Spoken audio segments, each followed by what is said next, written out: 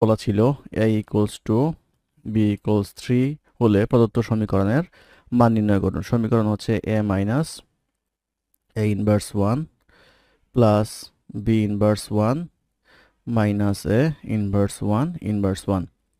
তো এখানে যদি আমরা মান বসাই তাহলে পাবো হচ্ছে 2 মাইনাস a ইনভার্স 1 কে লেখা যায় 1 বাই a মানে 1 বাই 2 প্লাস b ইনভার্স 1 কে লেখা যাবে হচ্ছে 1 বাই 3 মাইনাস a হচ্ছে এখানে 2 ইনভার্স হোল ইনভার্স 2 মাইনাস এটা আসবে হচ্ছে 1 বাই 2 প্লাস এটা করলে আসবে হচ্ছে 3 1 minus 6 inverse 1 whole inverse 1 2 minus এটা আসবে হচ্ছে 1 বাই 2 প্লাস বিয়োগ করলে আসবে হচ্ছে -5। তাহলে এটা যদি আমরা উপরে নেই আসবে হচ্ছে 3 আর এটা আসবে হচ্ছে -5 ইনভার্স 1। তাহলে 2 minus 1 by 2 minus 3 by 5 inverse 1।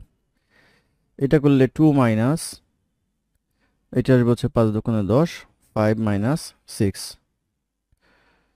Inverse 1। 2 minus এটা আসবে হচ্ছে -1 বাই 10 ইনভার্স 1। 2 মাইনাস এটা আসবে হচ্ছে -10 ইকুয়ালস আসবে হচ্ছে 2 প্লাস 10 ইকুয়ালস আসবে হচ্ছে 12। এই 12 হবে হচ্ছে নির্ণয় মান। এটাই প্রশ্নের উত্তর।